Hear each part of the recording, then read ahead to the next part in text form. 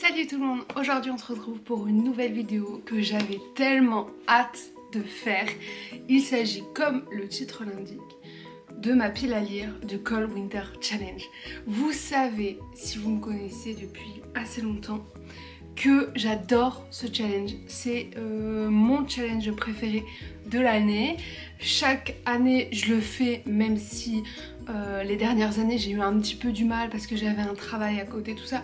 Je l'ai toujours fait et du coup je reviens aujourd'hui même pour vous présenter une pile à lire de l'espace que je vais essayer de lire pour ce challenge. Alors je me munis de mon portable puisque j'ai répertorié tous les livres que je voulais lire dedans et que comme je n'ai pas tout sous la main, je vais vous présenter vraiment les 9/10, sauf que j'ai ajouté des livres audio, j'ai ajouté des livres qui sont en ce moment en train d'arriver jusqu'à chez moi. J'avais tellement hâte de faire ma pile à lire et surtout de découvrir quand même le Cold Winter Challenge, puisque cette année ce n'est plus Margot Liseuse qui s'en occupe, mais c'est Enluminée qui a d'ailleurs perturbé tous les menus puisqu'elle les a tous refaits avec de nouveaux noms, avec de nouveaux mots de clés, avec une nouvelle organisation, donc 5 menus au lieu de 4, avec 3 sous-catégories au lieu de 4. J'étais très contente de voir tout ça et j'étais vraiment genre le dimanche devant ma télé comme ça à attendre les mots-clés, à m'en retourner au niveau de ma bibliothèque et à piocher les livres. Petite information avant de commencer à vous présenter cette horreur qui est juste devant moi. J'ai mis énormément de choses dans ce challenge, comme à chaque fois que je le fais. Alors, une des nouveautés, c'est qu'il ne dure plus 2 mois, mais 3 mois. Donc ça, trop contente, parce que chaque fois, je n'arrivais pas à finir mes challenges, parce que c'était trop court, parce qu'il y avait les examens, et que on finissait de sortir des examens, que boum, c'était fini. Donc là, j'étais très contente de savoir que c'était prolongé jusque fin février, donc j'aurai un peu plus le temps. J'ai mis énormément de choses, j'en suis consciente. Je pense pas clairement réussir à tout lire, même si je me donne quand même le défi de pouvoir tout lire. J'ai mis de la BD, du manga, du roman, du livre audio. J'ai essayé de varier tous les plaisirs. Et donc voilà, je vais vous présenter ça maintenant parce que sinon on va y rester pour 45 ans là. Alors l'organisation, c'est que je vais vous donner le nom du menu avec la sous-catégorie. Je vais afficher, comme j'avais fait pour le Pumpkin Autumn Challenge, les mots-clés juste ici pendant que je vous présente les livres. Je vais pas faire de résumé sur les livres, je vais pas m'éterniser dessus parce que déjà je vais vous les présenter en update lecture une fois que je les aurai lus.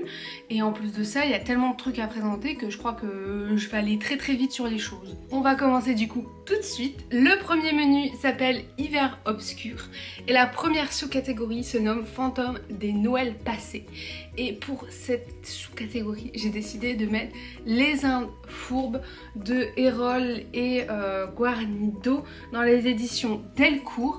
Alors, ça fait pas très longtemps que je l'ai dans ma bibliothèque, mais ça fait un moment que je le veux et que je veux le lire, donc croyez-moi que là c'est vraiment un défi de le mettre dedans et d'attendre jusqu'au 1er décembre avant de le lire. C'est une bande dessinée, dans une autre époque, on a une idée de voyage, etc.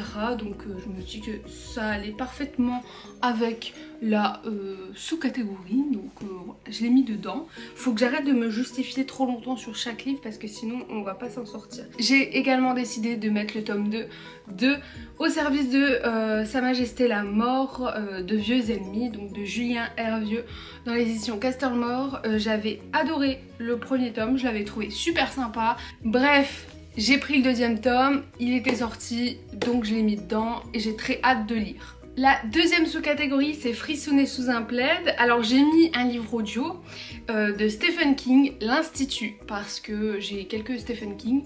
Je n'ai pas celui-ci, c'est un des derniers. Et d'ailleurs, petite parenthèse, j'ai commencé un abonnement de livres audio. C'est pour ça que j'en mets dans ce challenge ici. J'en avais déjà mis au Pumpkin Autumn Challenge, mais que je vous ai pas précisé parce que j'ai commencé mon abonnement après le début du Pumpkin Autumn Challenge. C'est un abonnement de 10 € par mois et j'ai un livre audio. C'est fait par Cultura parce que j'avais pas envie de prendre l'abonnement Audiolib ou je sais pas quoi qui est affilié à Amazon. Donc j'ai cherché mais j'ai pas trouvé mon bonheur. Et puis Cultura s'est posé devant moi et m'a dit on existe.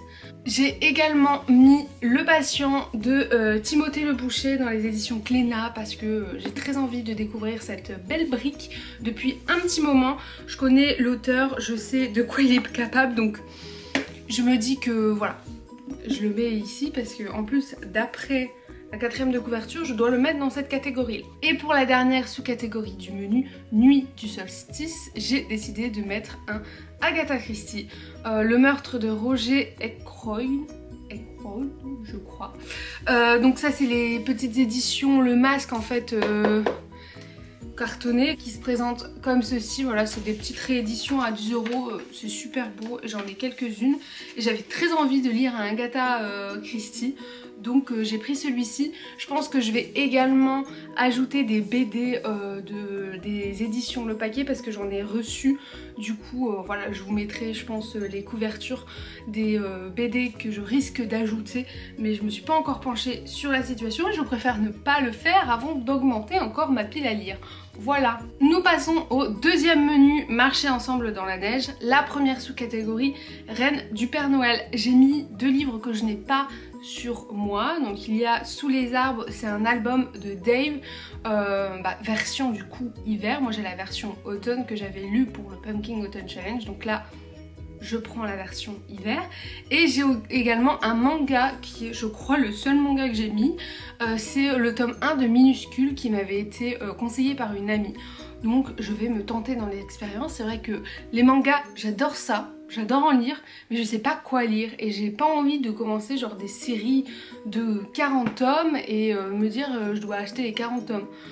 Donc là on m'a dit lis Minuscule, c'est trop mignon et tout, donc j'ai lu. Dans cette même sous-catégorie, j'ai mis Dans la forêt de Lomige, donc des éditions Sarbacane que j'avais reçues il me semble l'année dernière pour un concours que je n'ai jamais lu et il me semble que je l'avais déjà mis dans un challenge. Donc là j'ai dit c'est bon, tu le mets et puis basta punto. Pour finir dans cette sous-catégorie, j'ai décidé de mettre Pax et le petit soldat de Sarah Pennypacker dans les éditions Gallimard Jeunesse que j'ai depuis un moment et que j'ai envie de lire. Il y a une de mes copines qui l'a lu et qui a trouvé ça trop bien, du coup j'ai très envie de le lire. En plus cette couverture, ça aurait été très bien pour le Pumpkin Autumn Challenge si je m'étais mis dans la tête qu'il fallait que je lise, donc voilà. Dans la sous-catégorie Aurore Boréale, j'ai décidé de mettre Aurora Squad, donc de Amy Kaufman et Jay Christophe dans les éditions Casterman, que j'ai depuis un petit moment quand même. Et en fait il faut savoir que je me suis fait menacer pour lire ce livre et pour le mettre dans le Cold Winter Challenge. Donc je suis obligée de répondre à ces menaces puisqu'il y a un retour. Et du coup je l'ai mis, mais bon après je suis très contente parce que je vais quand même le lire. J'ai également mis, comme à chaque fois que je fais ce challenge, un tome du Monde de Narnia. Donc là c'est le tome 3, Le cheval et son écuyer. C'est un basique, j'ai envie de vous dire, chaque hiver j'en lis un et à chaque fois j'en rachète un juste après pour l'hiver d'après. Donc très contente. En ce moment j'ai une très grosse envie de me relire tous les Tintins. Alors je ne sais pas si c'est parce que j'ai un cours de BD où on étudie les Tintins qui me donne envie de relire les Tintins, je pense qu'il y a de ça. Du coup j'ai décidé de placer 2 albums, donc en fait il y a 4 BD puisque c'est des albums comme ça, double face. On a les 7 boules de cristal, Le temple du soleil, Objectif lune et On a marché sur la lune. Voilà, j'ai décidé de les mettre. En plus j'aime beaucoup Tintin, c'est comme Spirou, moi les vieilles BD Astérix, Lucky Luke, Boule et Bill, j'aime énormément ça. Donc bon. Pour la dernière catégorie de ce menu Carol of the Bells, j'ai un petit peu galéré à trouver quand même parce que je savais pas trop quoi mettre dedans. Je trouve que les mots-clés n'étaient pas hyper clairs, mais j'ai quand même décidé de mettre 2 livres que je n'ai pas sur moi. Le premier c'est un livre audio et c'est Brexit Romance de Beauvais. j'ai mis C. Beauvais, je ne sais pas comment elle s'appelle. Donc voilà, j'en ai entendu parler énormément. Oui, c'est une romance. Je me mets à la romance tout doucement, tranquillement. Donc on verra ce que ça donne. Et le deuxième, c'est L'année de grâce de Kim Liggett, je ne sais pas. Vous avez sûrement dû en entendre parler parce que sur les réseaux sociaux, ça explose énormément. Et j'avais très envie de me procurer ce tome-là. J'aime beaucoup le résumé. C'est un des rares livres auxquels je lis le résumé avant de l'acheter. Et là, j'ai très envie. On passe au troisième menu, Magie de Noël. La première sous-catégorie, Under the Mistletoe. Je ne sais pas si je le dis bien, mais il ne faut pas mettre des mots d'anglais parce que vous me connaissez. Le premier livre que je n'ai pas, il s'agit de Noël et préjugés de la team Rom-Com. Alors j'avais déjà lu un livre d'eux pendant un challenge que je vous montrais ici, que j'avais bien aimé, c'était super bien, c'était des petites nouvelles, à chaque fois c'était une nouvelle différente pour un auteur différent. Et là ils ont refait un livre, du coup je me suis dit j'ai aimé le premier donc on va acheter le deuxième, on verra. J'ai ensuite placé Quelqu'un m'attend derrière la neige de Timothée de Fombelle, illustré par Thomas Campi dans les éditions Gallimard Jeunesse que j'ai depuis longtemps dans ma pile à lire, donc je le sors. Et j'ai également mis The Christmasaurus de Tom Fletcher, donc là j'ai en édition anglaise. Je sais pas s'il y a les pages aussi rouges en édition française.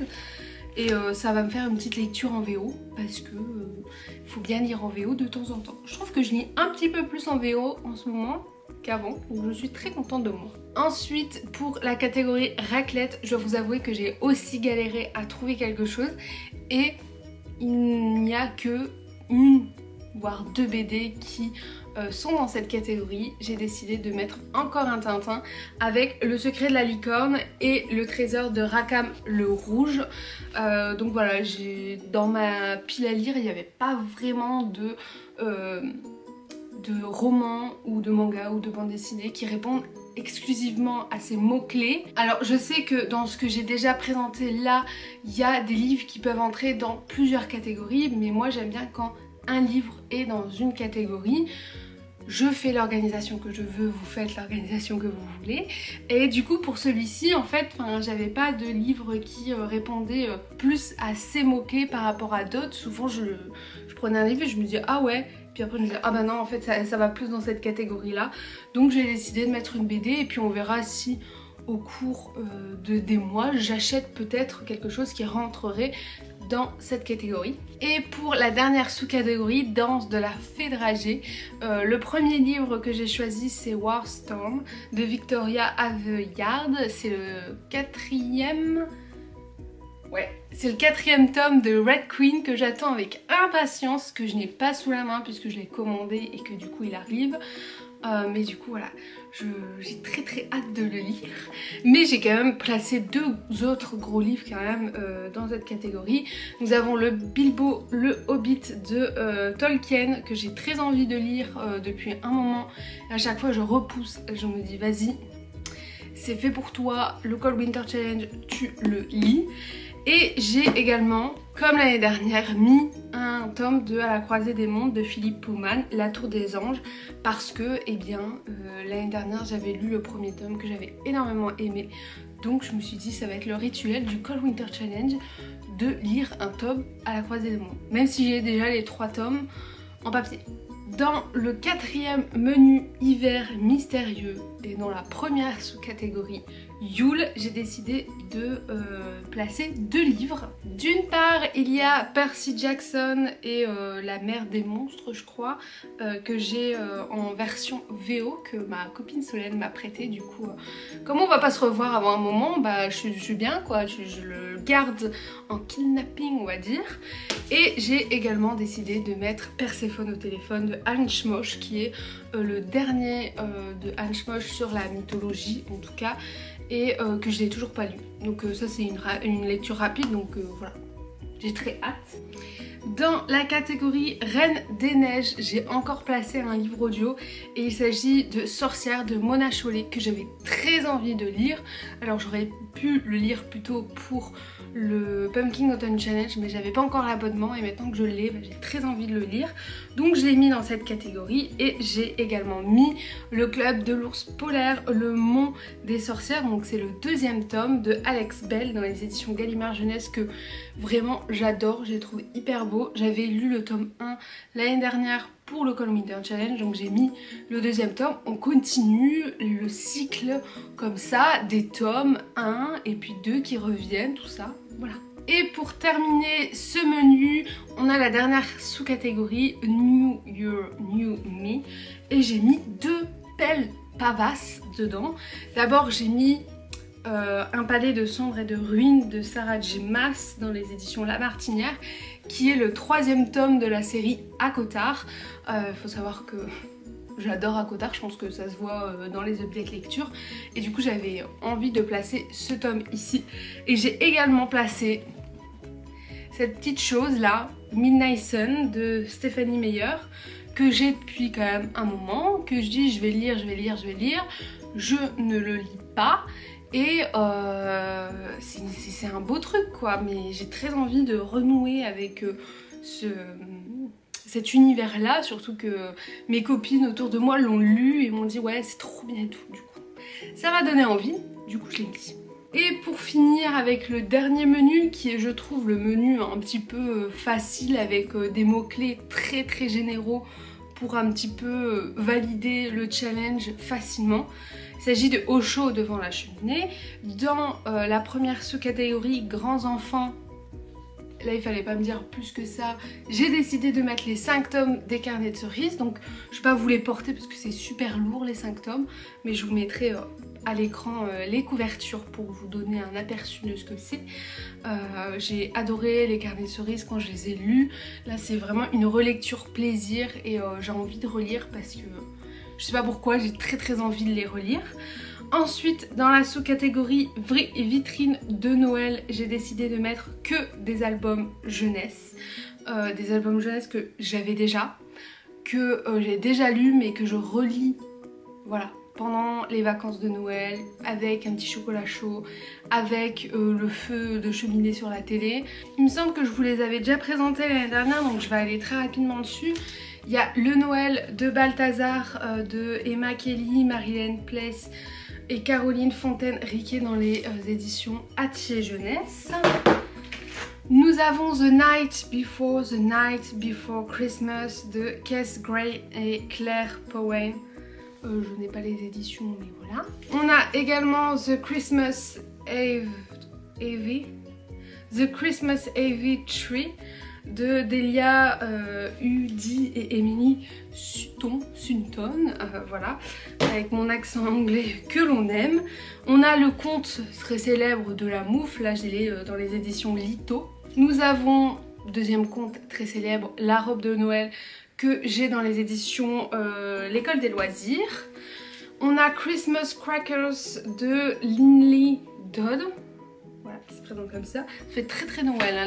Les couvertures quand même anglophones font très Noël par rapport aux couvertures françaises, hein. Et ensuite on a The Jolly Christmas Postman que j'adore lire parce qu'en plus il y a des petites interactions, c'est-à-dire qu'à chaque fois vous avez des lettres à récupérer et tout. Donc j'aime beaucoup cet album là. J'ai très hâte de le relire. Et pour la dernière sous-catégorie qui s'appelle Chocolat chaud, j'ai mis 2 lectures qui auraient pu passer je pense dans d'autres catégories, mais que je sais que si je lis, genre je vais me sentir bien parce que c'est vraiment une lecture que j'ai très envie de faire, enfin 2 lectures que j'ai très envie de faire et qui m'apporteront du bonheur.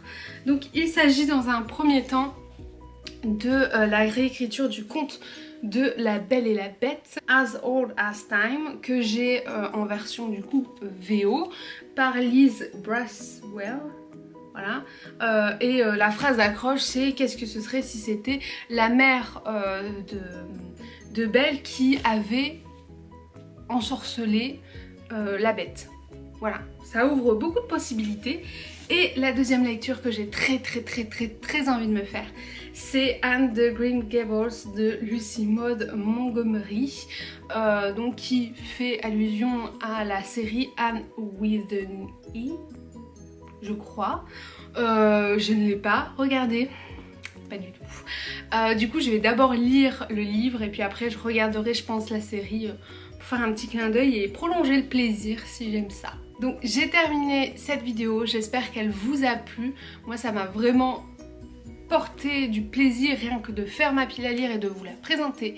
N'hésitez pas à me dire en commentaire votre pile à lire. Alors si ça rentre pas dans les commentaires, mettez juste le lien de votre vidéo, j'irai voir et peut-être que ça me donnera d'autres idées pour compléter si jamais, vraiment si jamais j'arrive à tout lire avant la fin du challenge. Cette vidéo, je l'attendais tellement parce que de 1, c'est ma période préférée. De 2, on est en confinement donc je me rabats exclusivement sur ça.